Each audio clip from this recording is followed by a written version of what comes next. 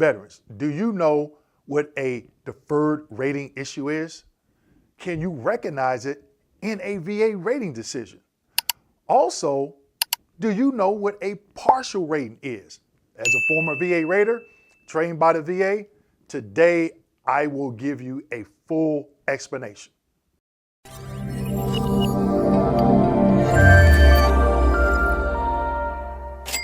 All right, everyone, welcome back. My name is Dwayne. I got a video for that Kimball, United States Army veteran and retired VA rating specialist. Today's video.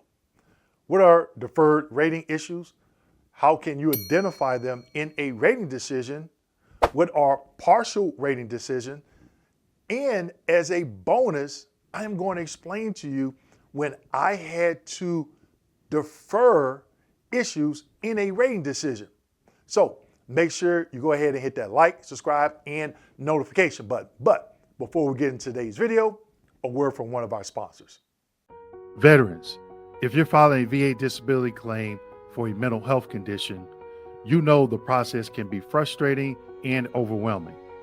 Having the right evidence can make all the difference. That's where Tampa Counseling and Wellness comes in. They specialize in providing mental health DBQs and nexus statements, helping veterans establish direct service connection for mental health conditions or secondary service connection due to issues like tinnitus, migraines, or back problems. The team at Tampa Counseling and Wellness is passionate about supporting those who serve. They understand the VA process and are committed to helping you get the benefits you've earned. If you need expert support for your mental health claim, don't go at it alone. Contact Tampa Counseling and Wellness today. All right, everyone, let's go ahead and get into it. Slide number one. Here's slide number one. This is an example. I'm going to say it again. This is an example of a rating decision. Now, this is a deferred rating, all right? So in this example, a decision on entitlement to compensation for migraine headaches is deferred, okay?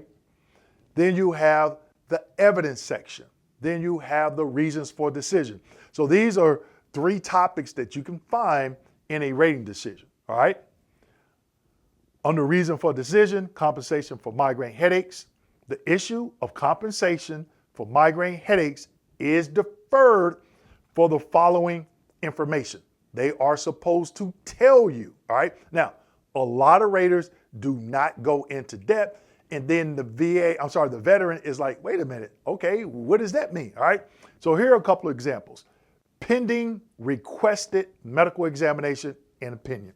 That's clear. So basically, in this example, since there's one issue, the VSR didn't do the proper development. Part of that development was to request a CMP exam. So when that VSR marked it RFD, it went to the rater, they deferred it. Now, you're not going to see one issue in a rating decision that's deferred, okay? Again, this is an example. Maybe they took issue with another decision, whether they granted it or they denied it, okay? So 9 times out of 10, you're not going to see just one issue and they're going to say deferred, okay? Again, this is just an example of what it looks like in a rating decision. The second one, completing further development. I think this is a cop-out of the VA rater if they put that. Now, what I used to do, this is the nugget, part of one of the bonuses, completing further development. I would have put veteran notated on their VA Form 21-526 dated whatever date they received treatment at a private physician. Development was not completed to obtain those records. Therefore, we're completing further development to obtain those records. That way, the veteran knows exactly what is going on. But oftentimes, I see some raters just say further development. And the veteran is like, what does that mean? Now, as a former VA rater, did I do that sometimes? I'm pretty sure I did. It wasn't intentional, but I would always try to make it a point to let the veteran know exactly why the issue was deferred. Let's keep going. Slide number 2. Here in slide number 2, I'm taking you out to the M21-1. When to defer an issue. Defer an issue when the rating activity, now I have a video on rating activity. Basically what that is just the raters, okay? RVSRs, raters. Receives a claim that is under development or incomplete when proper disposition of that issue depends on resolution of a development action. Now, what do they mean by that? I just gave you an example, okay? So in that previous example, the VSR did not go out and do the proper development to get those private records. If the veteran asked the VA to go out and get any records, they have to do that, especially private records, okay? If the veteran states that, hey, I received treatment at a VA facility back in the 70s, and when they log into the system called Capri, and the dates go back to, let's say, 2005, then the VSR has to reach out to that VA medical center and say, hey, we have a veteran that filed a claim, stated they received treatment. Can you research and send us those records? Now, more than likely at the VA medical center, if they even still have those records from way back then, they actually have to go into archives and find them. That could take some months, okay? Just keep that in mind. So what they're saying here, the rater cannot move forward because all the development that was supposed to happen or development that was supposed to be completed was not completed, okay? So they cannot make a decision, meaning the rater, on this particular issue. Let's keep going. Slide number 3. Here in slide number 3, taking you back to the M21-1. Definition, partial rating decision. A partial rating decision is a rating decision that provides a decision on some issues of a claim, but defers a decision on at least one other issue, pending the outcome of additional development, okay? So let's just say the veteran claimed 10 different things. It lands on my desk. I'm able to grant 9, whether I grant the benefit or I deny the benefit, but that 10th benefit that they claim, the issue that they claim, if there's additional development, then I must defer that particular issue. I cannot grant or deny, all right? All the development has to be done. Sometimes the development is quick, sometimes it is not, okay? It just depends on the veteran, what they're claiming, how they're claiming it, but most importantly, how they completed that 526EZ. I have another video where I talked about, or in some other videos, I've talked about certain boxes to leave blank on the 526EZ and the 0995, meaning, hey, you're telling the VA, I got treatment from this doctor. When you do that, you just added about 6 to 9 months onto your claim. The remedy, go out and get those records yourself, okay?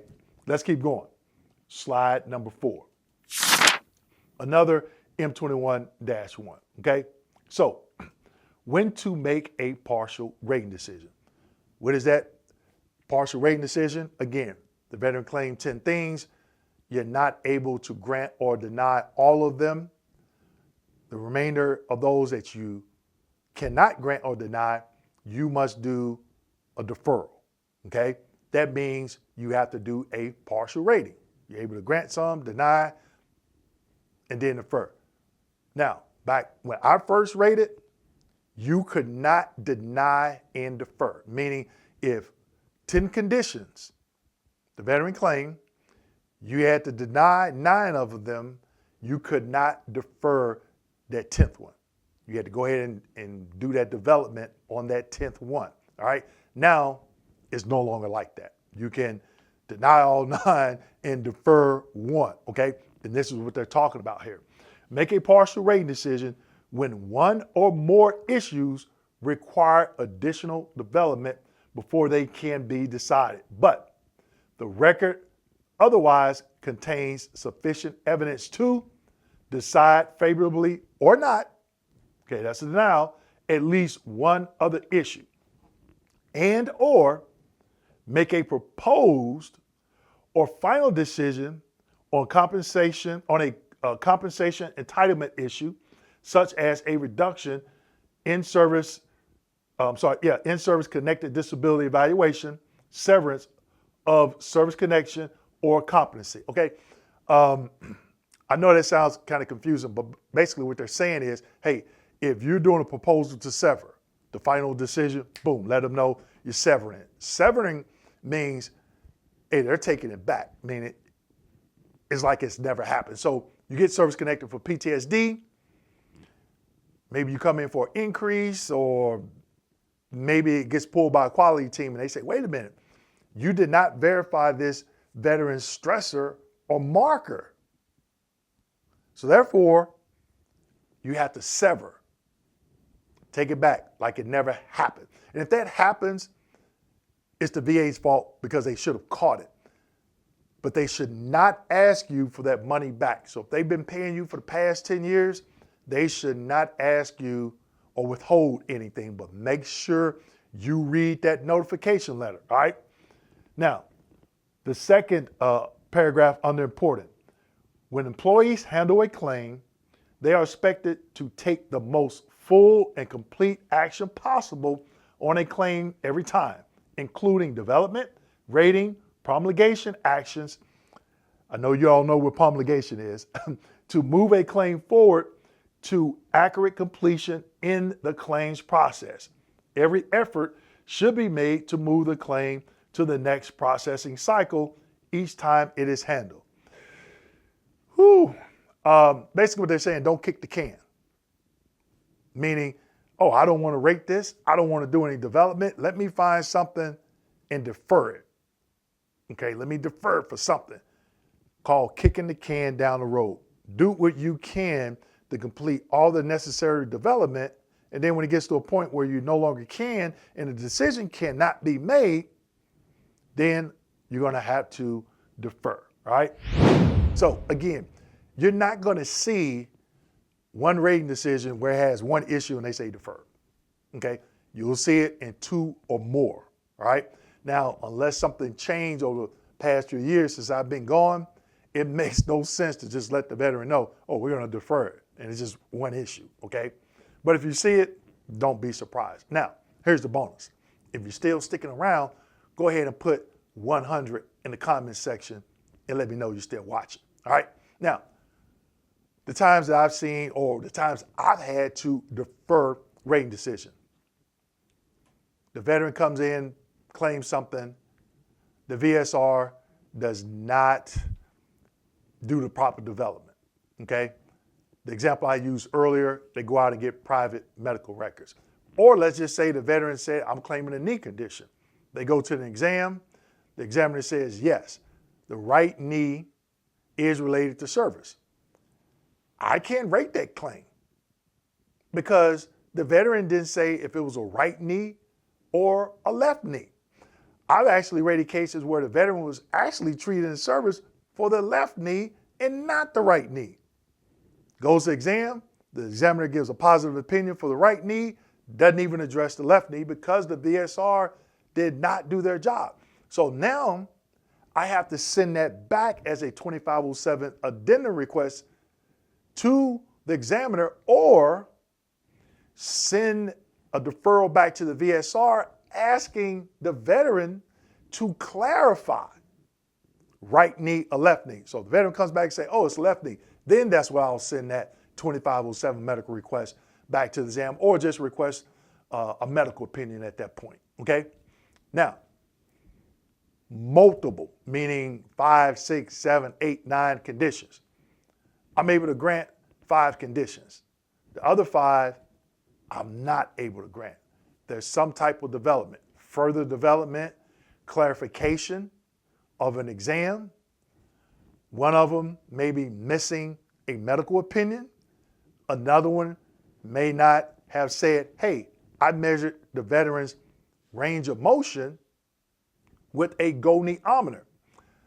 I had a rating that I was doing one time, and the veteran had 2 combat tours in Vietnam. And he was a Marine infantryman. The examiner says the veteran does not have PTSD. The veteran has a diagnosis of depression due to his divorce. But there was a letter in the veteran's file from his ex-wife, basically saying, hey, he is no longer the same man that I married before he went to Vietnam. And he's been having issues after issues after issues. And basically, she's saying, hey, I'm fed up. And I'm like, well, wait a minute. 2 tours in Vietnam, combat tours. And the examiner saying that he's depressed because of the divorce in that letter. So I send it back for clarification. An examiner at that location looks at it. They say, yes, the veteran does have PTSD, and it is due to their 2 combat tours in Vietnam. All right. Now, in that instance, I was able to grant some other conditions. I had to deny some issues, and then I deferred that particular issue. Okay. Also, here's another nugget. Let's say you have 3 conditions. Okay. 2 of them you get service connected for, and the 3rd is a deferred. Those 2 conditions get you to 60%. You have an intent to file 12 months previously. You're going to get back pay. The third condition gets clarified. You get service connected. That intent to file goes back 12 months. That 60%, let's say it just goes to 100. Now the VA still owes you back pay from the difference between the 60 and the 100%. Make sure that effective date is correct. A lot of raters are missing that. They're doing it from the date of claim when the 526EZ was received. That's the date of claim. Always check your effective date. If you don't understand what effective dates are, don't worry about it. I have a video on it, and you can find it on my channel. With that being said, make sure you like, subscribe, hit that notification button, and as always, share this video with your fellow veterans. Thank you.